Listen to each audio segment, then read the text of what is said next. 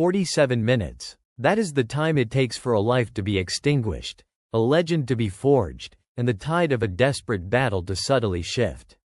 On a small island fortress in the heart of the Mediterranean, one pilot will fly into the maelstrom, facing overwhelming odds. He will emerge from the swirling chaos of combat with a tally that defies belief, but at what cost? What drives a man to such an extreme, to embrace the very edge of destruction in the name of survival? It is July 1942, and the tiny island of Malta endures its third year under relentless siege. Since June 11, 1940, the day Italy declared war on Great Britain, Malta has faced an unending barrage of aerial attacks from the Regia Aeronautica, the Italian Air Force, and the German Luftwaffe. Strategically positioned between Sicily and North Africa, Malta is a critical Allied bastion, a thorn in the side of Axis supply lines to Erwin Rommel's Afrika Korps. Its airfields and harbors are vital for Allied submarines and aircraft to interdict Axis convoys. The Axis powers are determined to bomb and starve Malta into submission. Amidst this crucible of fire and desperation arrives Sergeant Pilot George Frederick Beurling, a young Canadian from Verdun, Quebec. Born on December 6, 1921, Beurling's childhood is marked by a strict upbringing in the Plymouth Brethren, an intensely religious group that emphasizes literal interpretation of the Bible. From a tender age, Beurling is consumed by a singular obsession: flying. He skips school, spending countless hours at the local airport, trading chores for fleeting moments in the air. To fund his passion, he builds and sells model airplanes, and his innate desire to perfect his aim leads him to hunt game birds, honing a skill that will soon become legendary. Beurling's academic record is mediocre, leading to multiple rejections from the Royal Canadian Air Force. Undeterred, he crosses the submarine-infested Atlantic on a merchant ship, determined to join the Royal Air Force, eventually succeeding in September 1940.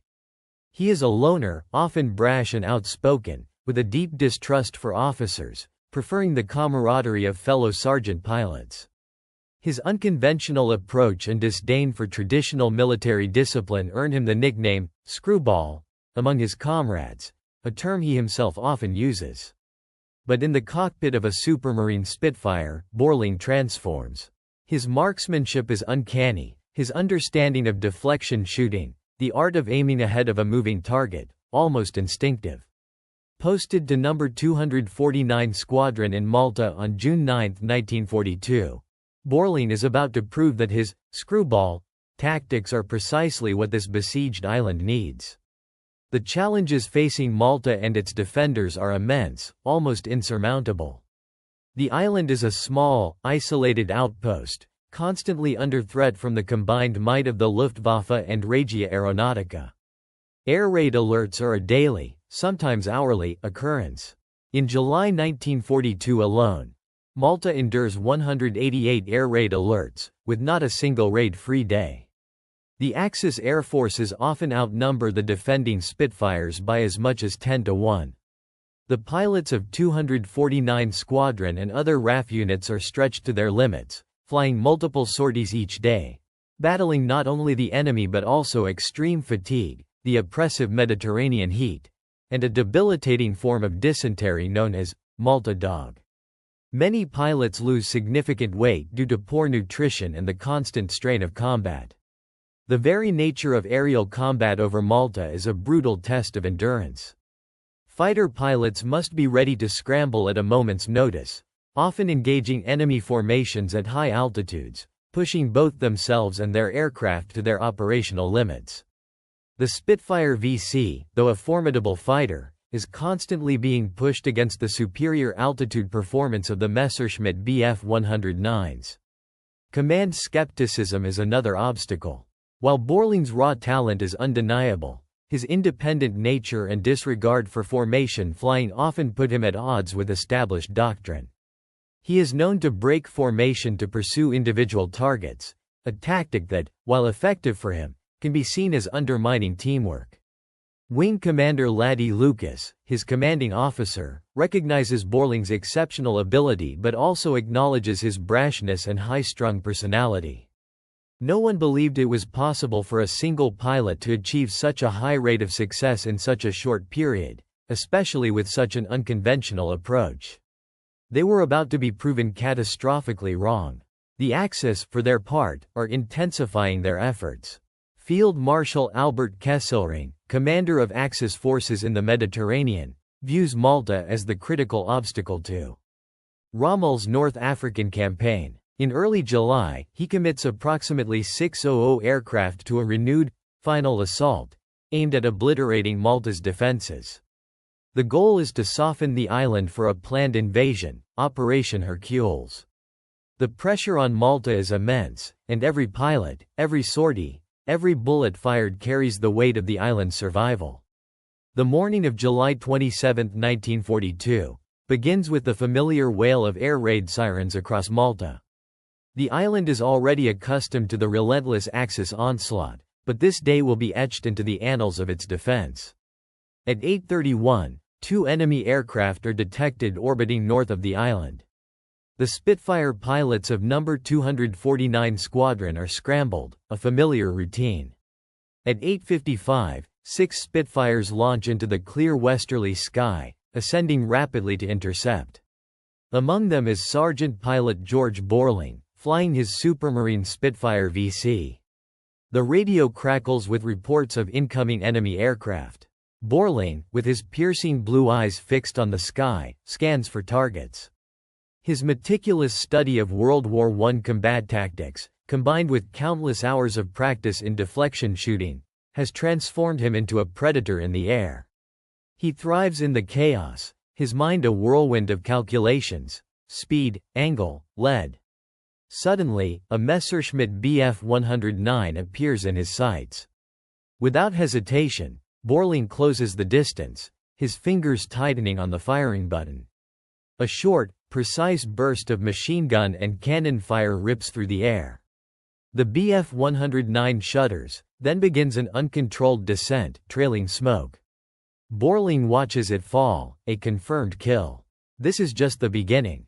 The Malta fighters, including Beurling, are credited with destroying 3 Bf 109s and 1 Macchi C-202 in this engagement, along with probably destroying 1 Junkers Ju-88 and damaging 2 Ju-88s and 1 Bf 109.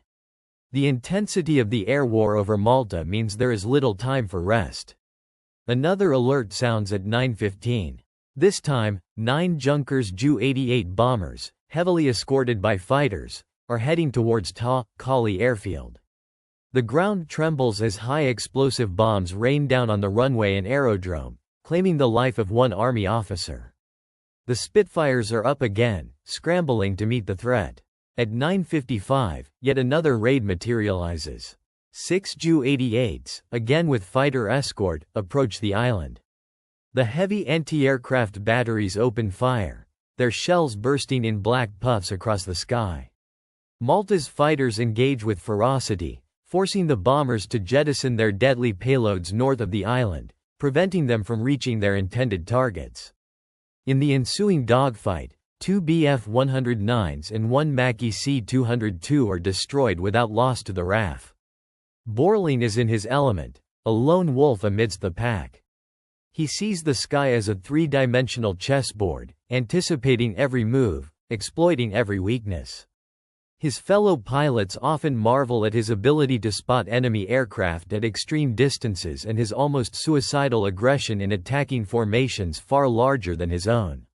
He does not seek glory, but rather the satisfaction of the hunt, the perfect shot. Across the 60 miles of sea to Sicily, the Axis aircrews prepare for their missions. For the German pilots of Jagdgeschwader 53 and Jagdgeschwader 77, and the Italian pilots of 51, Stormo CT and 20, Gruppo CT, Malta is a frustrating, deadly target. Intelligence reports consistently underestimate the resilience of the island's defenses and the tenacity of its pilots. Orders from General Feldmarschall Kesselring emphasize the strategic importance of neutralizing Malta, describing it as vital for the supply lines to Rommel's forces in North Africa. On the morning of July 27, the Axis command believes it is maintaining air superiority, despite recent losses. Their fighter sweeps and bomber formations are designed to overwhelm the small RAF contingent. They expect to encounter desperate but disorganized resistance. The reports from returning pilots are often confusing. Multiple aircraft claim the same Allied fighter, and the speed and aggression of the Spitfires make accurate assessment difficult. They are aware of a particularly dangerous Canadian pilot, known for his uncanny accuracy, but his individual impact on such large formations is perceived as an anomaly, not a systemic threat. The constant bombing missions are taking a toll on their own crews, but the strategic necessity outweighs the fatigue. They continue to believe that sheer weight of numbers and relentless bombardment will eventually force Malta to its knees. What they failed to fully grasp is the devastating personal toll one man, George Beurling, is inflicting on their ranks. Their focus remains on the strategic objective, while Beurling is focused on individual aircraft in his gun sights. The afternoon brings no respite. Beurling is airborne again, his Spitfire a blur against the Mediterranean sky. He is a man driven by an almost primal instinct, fueled by the desperate situation of the island and the recent loss of his best friend, French-Canadian pilot Jean Paradis, just 5 days earlier on July 22. This personal loss hardens his resolve, sharpening his already lethal focus. In one engagement, Beurling spots a formation of Italian Macchi C-202 fighters. These are agile, dangerous aircraft, flown by experienced pilots. Among them is Capitano Furio Nicolò Doglio, a highly respected Italian ace with 6 confirmed victories. Beurling dives, singling out Nicolo's wingman, Sergente Maggiore Filero Gelli. Gelli never sees Beurling coming. A burst from Beurling's guns strikes Gelli's Macchi in the radiator and engine. The Italian fighter spirals down, crashing onto the sister island of Gozo. Gelli, though injured, manages to crash land and is taken prisoner, surviving the war. Before Gelli's aircraft even hits the ground, Beurling has already shifted his attention. In a matter of seconds, he is on Nicolò Doglio's tail. The Italian ace, caught off guard by the speed and ferocity of the attack, attempts evasive maneuvers, but Beurling's aim is unwavering. Another short, devastating burst. Nicolò Doglio's Macchi explodes, killing the highly decorated pilot instantly. Consider the sheer audacity of this pilot. In mere moments, he has dispatched 2 enemy fighters, including one of their most skilled aces. If you had been in the cockpit, facing such overwhelming odds, would you have maintained that level of aggression, that unyielding focus on the kill? Tell me in the comments. Beurling is on a roll, his senses heightened, his blood pumping. He is about to line up on a third Macchi when 2 Messerschmitt Bf 109s suddenly appear, attacking him from behind. Beurling, demonstrating his exceptional situational awareness, peels off, turning sharply into the German fighters. He targets the leader, unleashing a precise burst that strikes the Bf 109's fuel tanks. The aircraft erupts in flames, plummeting towards the sea. The pilot, German ace Karl-Heinz Preu, is killed. The second Bf 109, witnessing the rapid destruction of its comrade, is now in Beurling's sights. Another quick burst of fire, and the German pilot bails out, his parachute blossoming against the blue sky. In this single, intense afternoon engagement, Beurling is credited with 4 confirmed kills, 2 Macchi C-202s and 2 Messerschmitt Bf 109s. His combat report for the day will also list 2 additional enemy aircraft damaged. The rudder and emblem from one of the Macchi C-202s he shot down over Gozo that day will later become a prized souvenir, a testament to his extraordinary achievement. The fighting continues throughout the day. Air raid alerts persist into the evening. At 16:51, another 7 Ju-88s, with fighter escort, attack Lucca, destroying 1 Spitfire and 3 Beauforts on the ground, and damaging a Wellington. 12 bombs are dropped on the Safi Strip runway and dispersal area. The ground defenses and Malta fighters engage, destroying 1 Ju-88 and damaging 1 Bf 109. Beurling's actions on July 27 are nothing short of phenomenal. He is not merely participating in the battle. He is dominating a sector of the sky, single-handedly turning the tide in multiple engagements. His ability to maintain composure, accuracy, and aggressive pursuit under such extreme pressure sets him apart. What does it tell you about a man that he made that choice with everything to lose, to repeatedly put himself in the most dangerous positions, knowing the odds were stacked against him? Tell me in the comments. The sheer volume of air activity over Malta in July 1942 is staggering.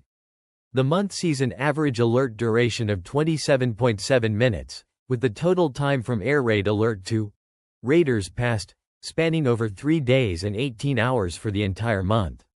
The Axis are relentless, but so are the defenders.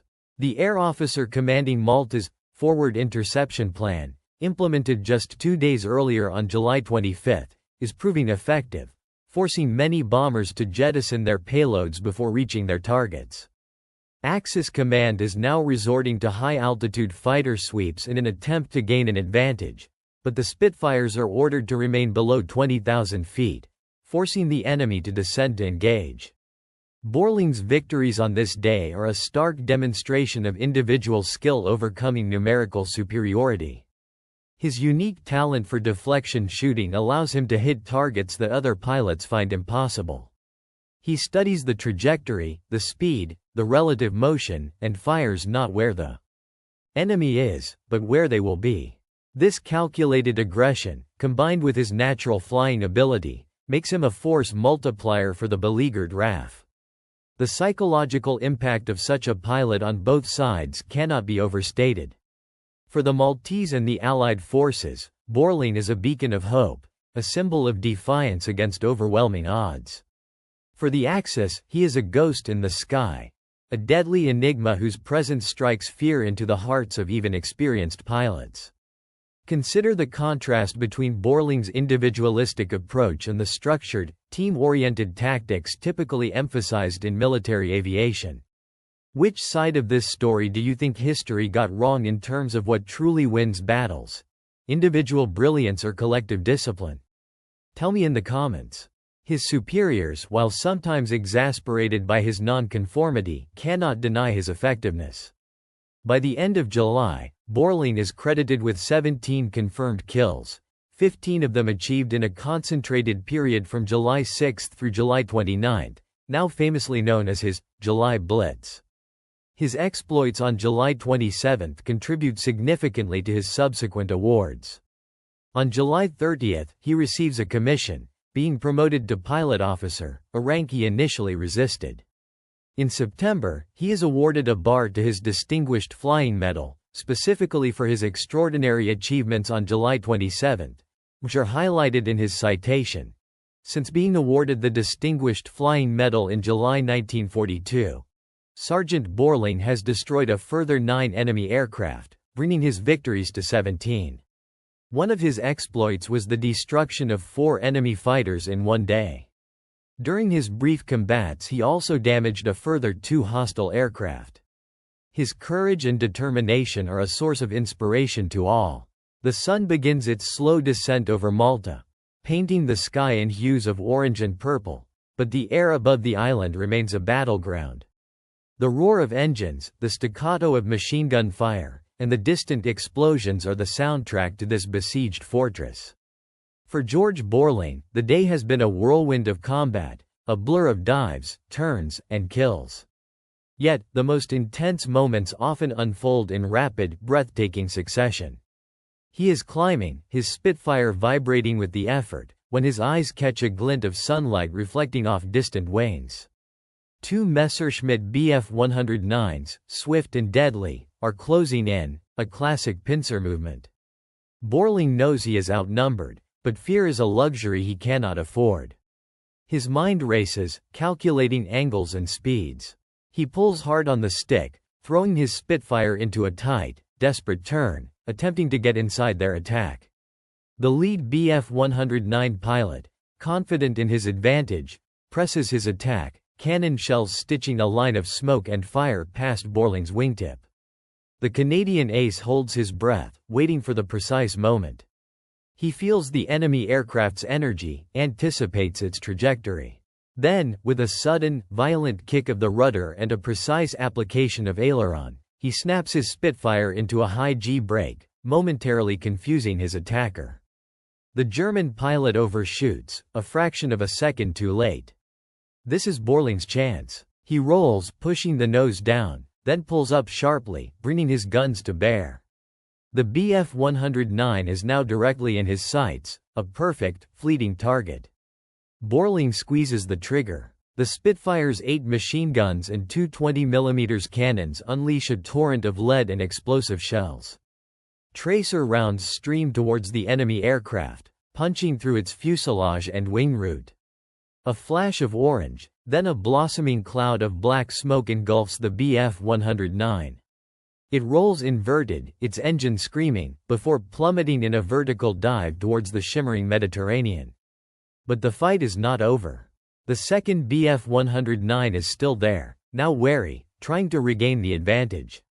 Beurling is already turning, his head swiveling, scanning for the threat.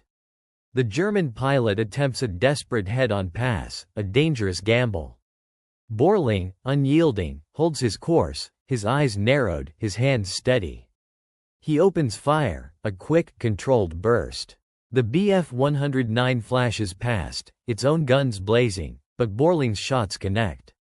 The German fighter shudders, its engine sputtering, and the pilot, realizing the futility of further combat against this relentless adversary, chooses to bail out. A small parachute unfurls against the vast canvas of the sky. Beurling watches the parachute drift, a small white speck. He has survived another encounter, another impossible fight. In the space of those few intense minutes, he has not only defended himself but has turned the tables, destroying one enemy aircraft and forcing another to abandon the fight. The air is thick with the SME/LL of cordite and aviation fuel, but Beurling is already thinking of the next threat, the next engagement.